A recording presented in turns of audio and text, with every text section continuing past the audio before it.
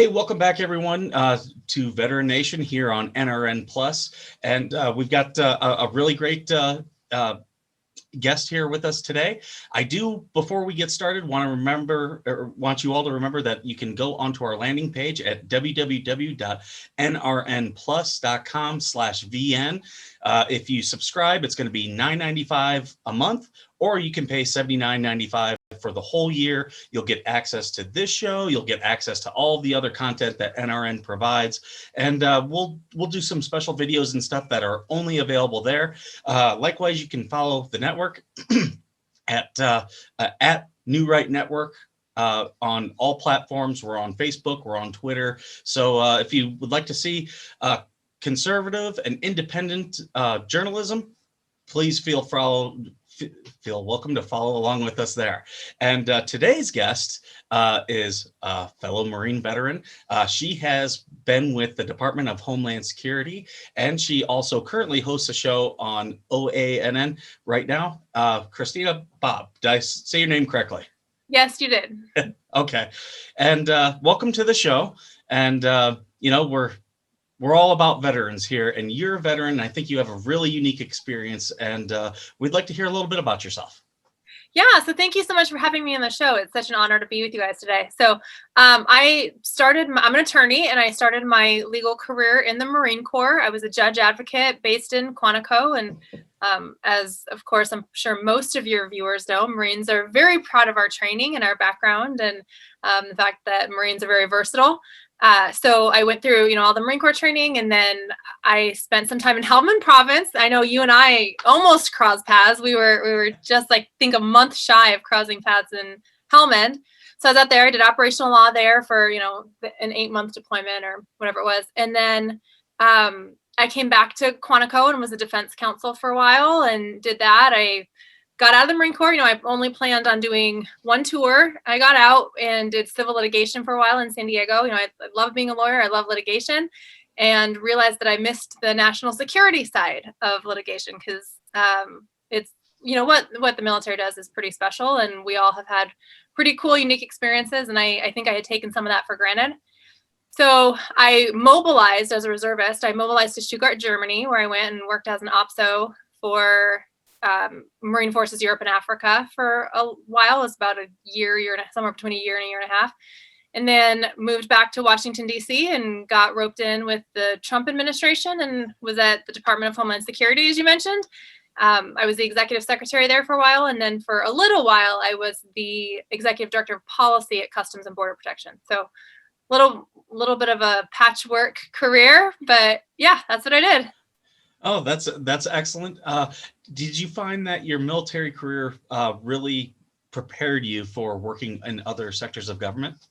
Yeah, absolutely. I think most of us probably can relate to that. But I think the military training is really good for versatility, not just the actual legal skills that I developed in the Marine Corps, the getting thrown into trials and doing my own trials and having to put together cases and all of that. You get to do that right away as a young attorney in the Marine Corps, but also just having to be versatile. One day you're working on a trial, the next day you find out you're getting deployed, and you have to switch focus and all that. So I think just being able to be flexible, adaptable, and kind of willing to go with whatever's happening, I think is a really, I don't want to call it a skill. I was going to say a really good skill. It's not really a skill. It's just you get used to it and you just develop a tolerance that I think a lot of people might not have. So absolutely, the Marine Corps trained me in ways that you can't really train for in real life, So it was I'm very grateful for my time in the Marine Corps. I always tell people it gets you very comfortable at being uncomfortable, and no place is going to make you more uncomfortable than the Marine Corps. Yeah, it's so funny you say that, because now I joke all the time. If I'm the Marine Corps made me so uncomfortable, I refuse to be uncomfortable anymore. If the room is just a little bit too hot or a little bit too cold, I'm I'm not doing it. I need a blanket or something. It's kind of a joke, but not really. I'm I don't want to be uncomfortable anymore. But yeah, no, you're exactly right. You do. You get very good at being uncomfortable. Well, I live out here in 29 Palms, so I'm still used to being uncomfortable. Most of the summer, there's no comfort here. So yeah, it's pretty hot. Now with your current show, how does that, relate to your experience? Do you find that you were prepared that way? Do you find it's obviously very different from government work? Do you think there's any similarities or any type of things that you had to get used to? Yeah, absolutely. Because the private sector is very different from the government for a number of different reasons, good and bad. Private sector is just different.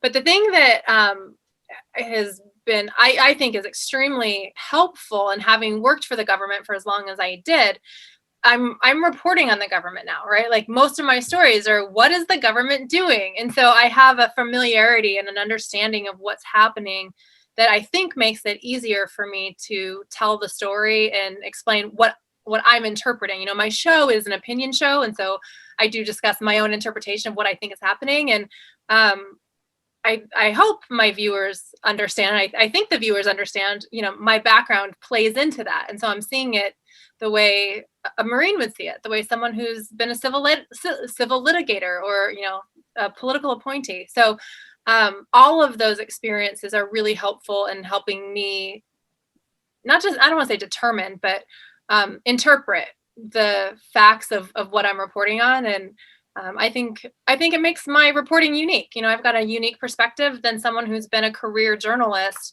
telling the story, or, a career talk show host telling the story. And I don't know, I hope that my background and my experience adds some flavor and adds some unique things to it. So yeah, I think it's good.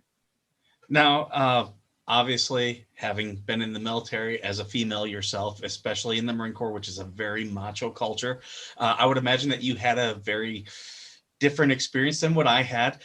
Do you think there was anything notable about that? And do you think that has prepared you well, or maybe not as well?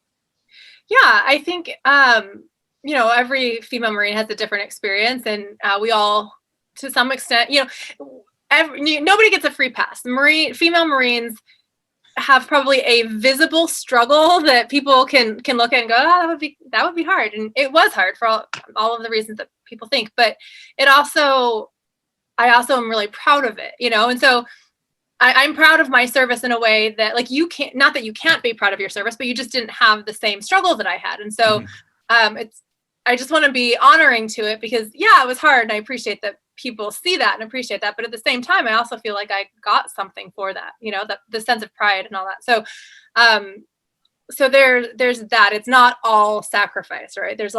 You get a lot out of the service. Mm-hmm. So that certainly shaped the way I see the world and the way I operate. I would like to think it made me tougher, or revealed the strength, my inner strength, in a way that hadn't been revealed before. I kind of joke about this with folks, but people say, oh, the Marine Corps, made you so tough. They made you so tough, or whatever, and you probably experienced it in your service as well. But that's probably true a little bit, but I really think that it really just reveals what's already in you, because at least for the Marine Corps, I haven't served in any of the other branches, but at least in the Marine Corps, I can tell you, if you're not already tough, at least to some level, as an officer, you're never going to make it through the training. Like, you're just not going to make it one way or another. And maybe on the enlisted side, maybe you don't make it through your first enlistment or whatever it is. So I do think the Marine Corps made me tougher in a lot of ways, but I think it really just pulled out what was already inside and kind of shaped it a little bit. And I have learned in the private sector that I'm tough, and not everybody handles pressure the same way. And so I need to be patient with people that don't like pressure, So it's, learning to relate to people differently, because in the Marine Corps, everyone is okay with, you just realize you're going to drown in it. When I left active duty, I went into a little bit of the construction field for a while. And, I just didn't realize that we kind of put in the military our feelings aside about a lot of things, and dealing with people's feelings was a real eye opener to me, because I thought I was, I got called one day and was like, why did you yell at this person? I was like, I didn't yell. I just said this here. And they were like, wow, well, they've never had someone be that direct with them. And I was like, oh, okay. I'm starting to understand now. So, yeah, so it's the same type of thing. You're like, oh, I didn't realize that saying do your job is difficult for people. It's like, that's like almost a fact. Like, okay. Almost word for word what I said. I said, what is it going to take for me to get you to do your job? And that was me yelling at somebody. Yeah, that's funny. Now, we deal with a lot of veteran issues on this show. We're not afraid to deal with, things that are in the news. Obviously, you have a unique perspective, and with females in the military, now they are eligible for infantry positions and, a lot more combat roles. What's your opinions on that? Do you see that as, how do you see that going forward in the future? I think it's great. I understand, the culture of the military might need to adjust and get used to it, but adjust and get used to it. I don't think anybody should be disqualified for anything based on gender or race or any other reason other than merit. Decades ago, a generation ago, they said the same thing about females becoming lawyers or females becoming doctors, and it was going to distract the doctors from what they were doing, and they weren't going to be able to treat sick people because there would be a female doctor there. Like, those were actually arguments that were used to keep women out of medical school and out of law school. And obviously this generation would look at that and go, well, that's silly. No one actually thinks that way. But at the time, that's really how they felt. And so I think absolutely the standards need to be what the standards need to be. You can't lower the standards. Excuse me. Sorry. No, you're fine. You can't lower the standards just for the sole purpose of having women in those positions. That's not right either. They need to uphold the standards. And there are probably very few women that can meet the physical requirements for some of these positions, but the women that can, if that's what they want to do, go for it. So I think it's great. And I think it's empowering. And I imagine that this generation that's transitioning might have a hard time, and there might be some stonewalling or, some really strong opinions. It's okay. We'll deal with it and, let them work through it. And there will probably be some hiccups, and we might do something and realize, oh, that's actually not a great way to do it. We'll have to make adjustments along the way, but we need to keep progressing forward. So yeah, I think it's great. I've almost been a little bit frustrated because, as you're aware, the Marine Corps this year got rid of tanks. We have no more tanks anywhere in the Marine Corps. And I remember I wasn't in the tank community, but I was with Amtracs, which is a similar community. They're both track vehicles. They're both cramped as can be. And I remember having Marines who were 6 foot tall, constantly banging their heads on the top. I was like, this is one combat MOS that women should be in, because they'll fit much more into these tracks, way better than these men would. But we just got rid of tanks. So what can you do? That's another way to do it. Yeah. Now, I think you're absolutely onto something, because I used to tell, all the Marines that fell underneath me that you will rise or fall to the standards that I set. And, I'm going to hold you to the standard. So I think you're definitely onto something there, because the Marines I talk to, their frustration with the new policies are not so much that the policy is there. It's one, that they're not getting the guidance of how do we implement this, and two, what is the standard going to be? And that seems to be the real questions that I'm seeing out there. Have you talked to anybody? Have you heard anything? I haven't spent a lot of time on that, talking with other folks, but I can completely relate to the frustrations that you were talking about, and it doesn't surprise me at all that that's the feedback that you're getting. My whole career, particularly talking about the female issue, in combat MOSs. When I went to Afghanistan, actually, when we almost crossed paths, I wanted to go to be a battalion judge advocate, because of course, everyone wants to be closer to the fight, right? And so there was a battalion billet open, and I was like, oh, I'm ready to go. But at the time, I wasn't allowed to go because I was female. I couldn't be below the division level. I'm pretty sure that has since changed. Mm-hmm. But it made no sense to me. Why, as the judge advocate, I'm a judge advocate. I'm like, why can't I be your lawyer? It didn't make a whole lot of sense. And so, the whole time I heard people my own age, people, it wasn't even necessarily a generational issue, but people tend to, sorry, I'm getting back to the point you're making, I promise. But no, you're fine. People tend to just take the policy or the guidance, if there is some, and accept it, because that's what we do, right? We follow orders, and we fall in line, and we're good Marines, and we do that, and don't necessarily think through it, which I don't know that I'm encouraging that, because you don't necessarily want that in the military. You just want people to blindly follow orders. But the reason why I say that is because, one, the guidance is important. We need to tell the troops how we want them to interpret this new policy and what they should think about it. At the same time, it also is kind of common sense, I think. And I think if people take a couple seconds to think about it, I think most people will probably figure it out.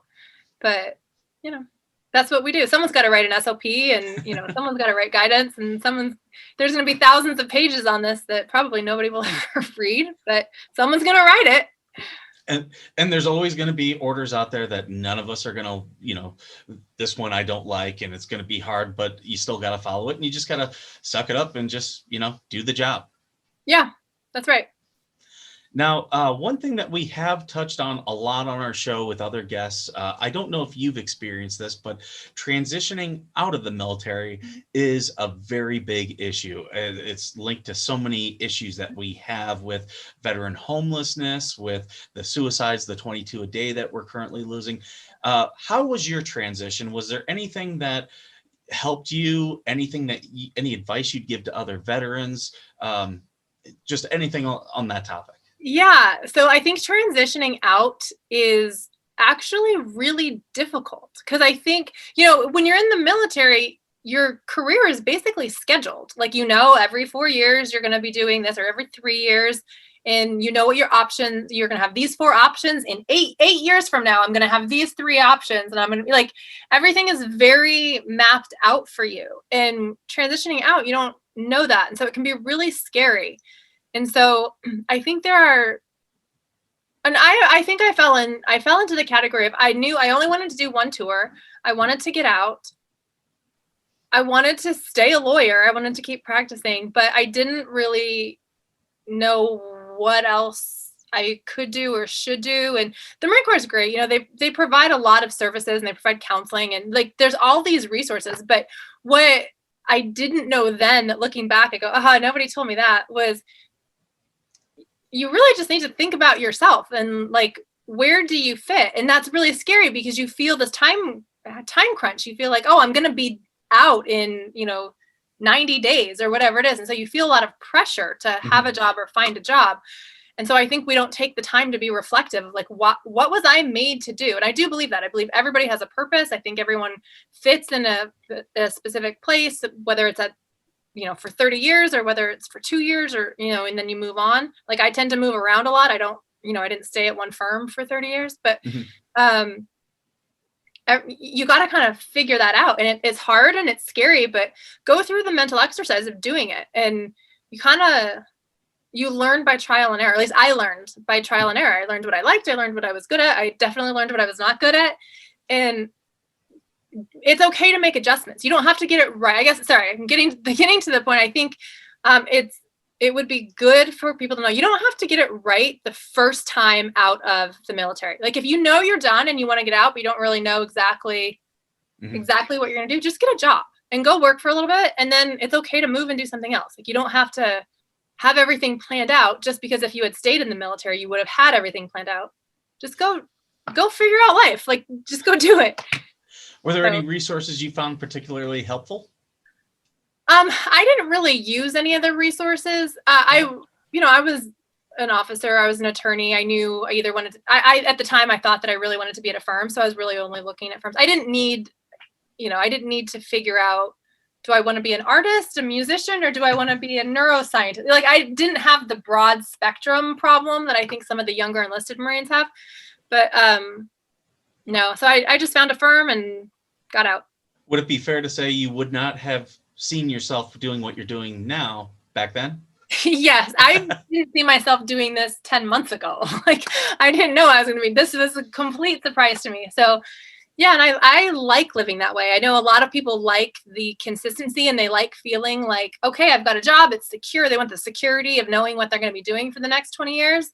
And I've never really been that way, and I can't really hold a job down. So say that joking, I've never been fired, but I tend to move around a lot just because I like the variety, and I like, I'm intrigued by new things, and, I want to keep doing stuff. So I can absolutely relate to that.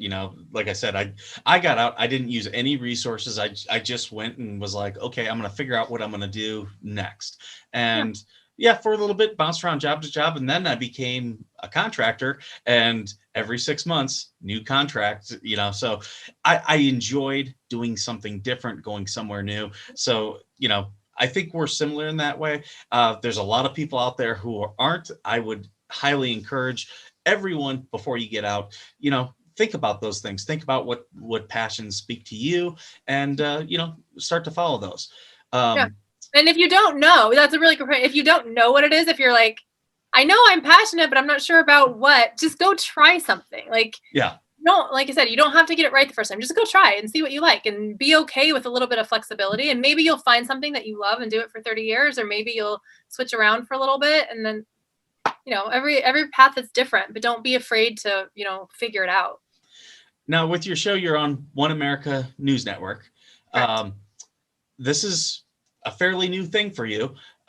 What type of things do you want to accomplish, and how are you enjoying it so far?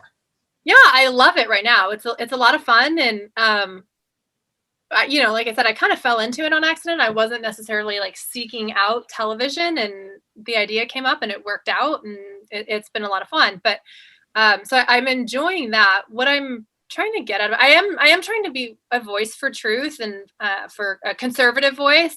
I know others would say you're not a lot. I do know a lot of people say I'm not a voice for truth. So, both sides are okay, and that's fine. I respect that, but I am conservative, and I speak a conservative voice. And that's what I want to do. I want to help people understand what's going on in the world, and help them interpret the facts, because there's so much noise. There's so many voices, and there's so many opinions that, I hope that I'm a place where people feel like they trust my opinion, or they trust my analysis because of my background. And, I'm one of many. There's many journalists, there's many reporters, there's many talk show hosts out there. Mm-hmm. But I hope that I have a special flavor that speaks to people, and they like it, and it helps them interpret the world around them. Now, you've served in the Trump administration. You served with a lot of people who were firebrands, I guess you could say. Yeah. Did you find that experience really affects you now that you're on a different side of it?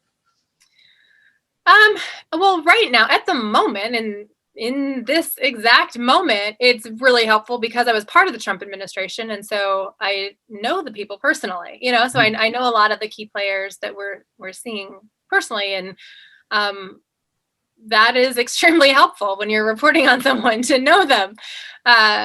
Depending on what happens over the next 30 days, it probably won't make a difference at all. If Joe Biden were to go into office, then all of those connections and all of that experience really isn't going to matter, because it's going to get completely replaced with other people. So it's not going to do anything for me. And then, of course, if Trump stays in office, it will still be extremely helpful for me. So yeah, a lot depends on the next 30 days. And I do want to talk about one issue that just came up yesterday. The Biden administration, they've been doing transitioning, and the Pentagon said that they were no longer going to do transition meetings for over the holidays. A lot of people are saying, oh, that's a signal of something. Some people are saying it's not. I've been noting it's at least unprecedented, because we've done several presidential turnovers, with the current military. We kind of know how these things go.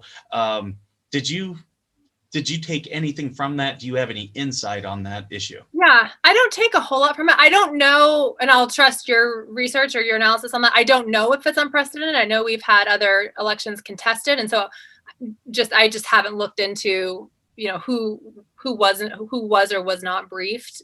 So I don't know about that.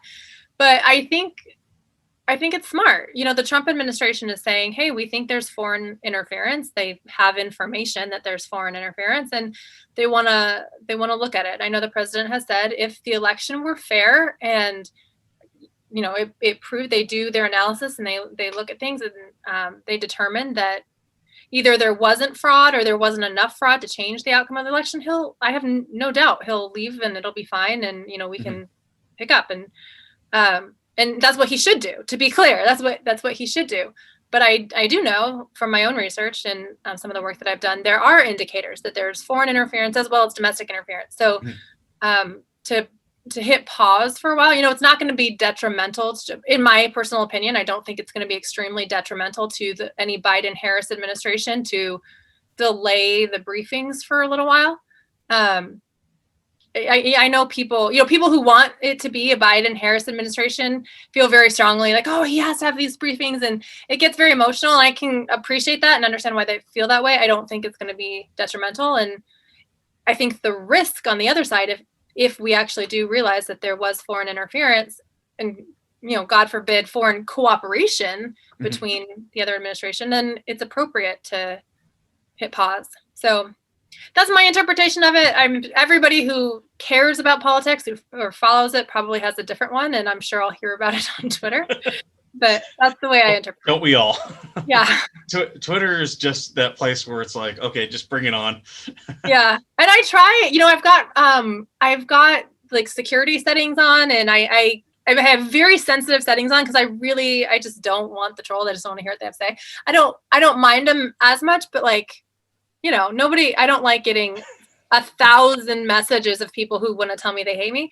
So I try to avoid it, but I also want to answer the people who are kind and are like, oh, I really like your reporting, and I want to respond to them. So whether it's a DM or a comment, I try to respond to people who are, just being supportive. And every once in a while, it's really funny because I try to I know it's not a scientific way of doing it, but I'll try to look at the profiles or, as I'm scrolling through, try to see someone that I think might say something nice. And I'm like, oh, that person looks like they're probably going to not at least be cussing me out or sending me porn. So I'll open it, and it's so funny because I'll have little old ladies, and I'll be like, oh, she's probably, being nice. And I'll open it, and they're so mean. I did not see that one coming. So it's funny. You can't tell, who knows what. Since doing this show, Twitter, I love Twitter. I love everything about Twitter. I love that people can, comment directly at me. I love that I can comment directly at them. Yeah. But yeah, every little insecurity you have, people are going to find it when you're doing a show like this or like yours. They're going to find it, and they're just, they just don't even know. It's like, ooh, that one hurts to the bone. And I know it's true. And then there are those ones what show is this guy watching? It's so funny. Yeah, no, that's really true. It's really true. It's funny. Okay. Most people are really nice, and I totally support everybody sharing different views, and I think it's really important. I fully support the liberal viewpoint and their right to speak about it. But I obviously have my own opinion and share it. I get to listen to it. What I love the most are the anonymous comments. I know some people, they're like, no, I don't listen to anonymous people. I do, because I take it as that's where I'm going to get the most truth. So when it's an anonymous poster, I'm like, it's going to be brutal. And the Marine Corps definitely prepared me for the brutal, honest truth. But that's, I actually kind of, I'm thankful that there are those people out there who are going to just, you are a good just soul. Tell me the worst things about myself.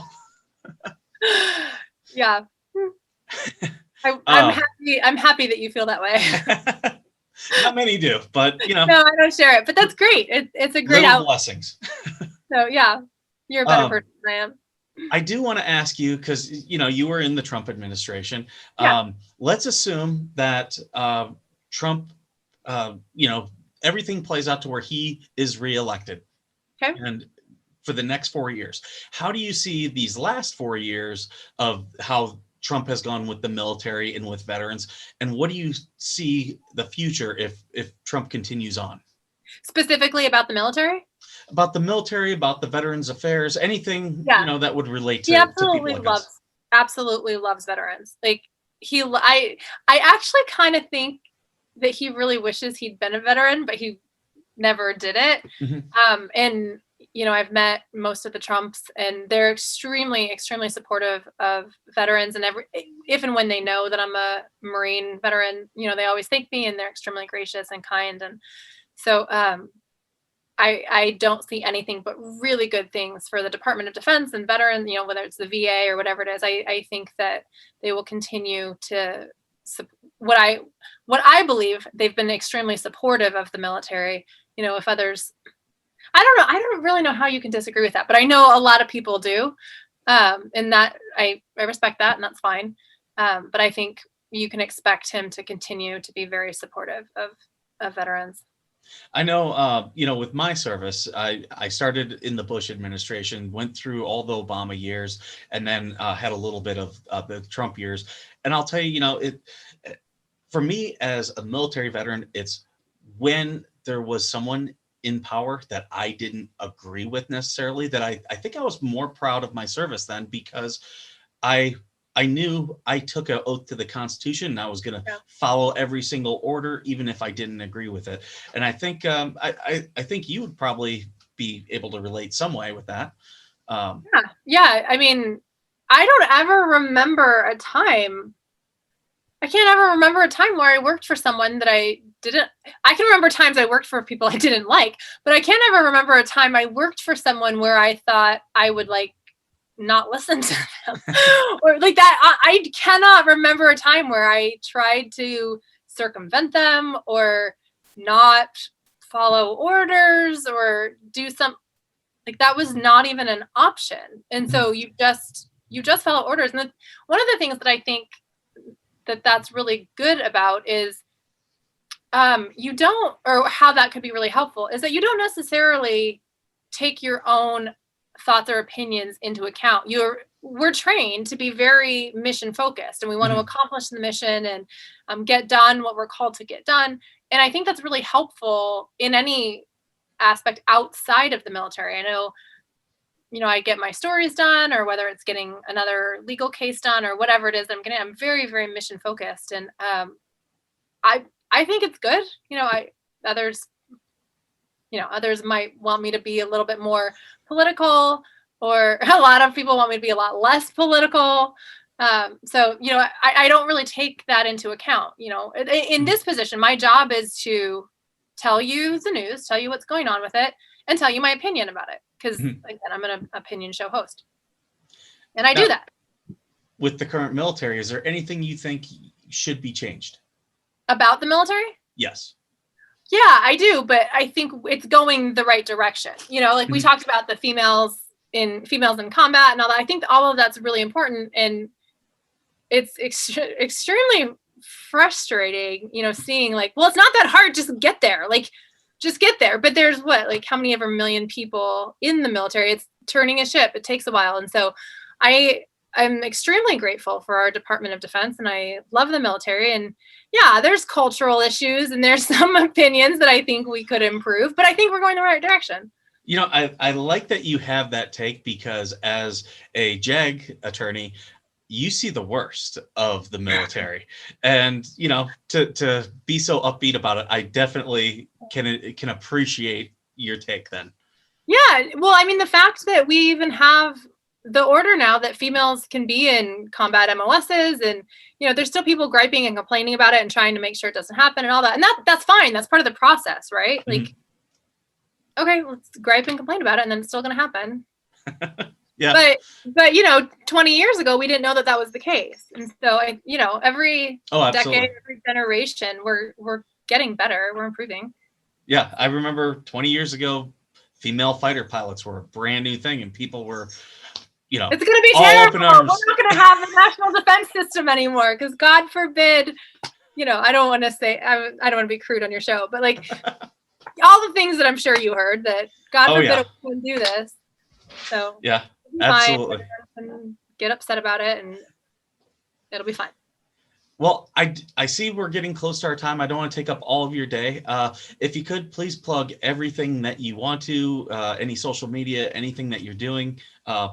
This is your time now. Yeah, thank you. I appreciate it. So I have a weekly show on One America News. It airs Saturday and Sunday at 2 p.m. Eastern on One America News. It's called Weekly Briefing with Christina Bobb. It's a political show. I have political insiders, within Washington, D.C. in the area, and have them on the show. We talk about current events, and then, of course, I give my opinion about it. It is a conservative show, so if you're looking for conservative news, check out One America News Network, and you can also find us on Cloud TV if your cable provider doesn't carry One America News. And then if you would like to follow me on Twitter, it's Christina_Bobb, BOBB, like the man's name with 2 B's. And that's my Twitter handle, and Instagram as well. Well, I want to thank you again for coming on our show and talking with us today. We have lots of veterans who watch our show, so hopefully you all found this entertaining, and check out her show on One America News Network.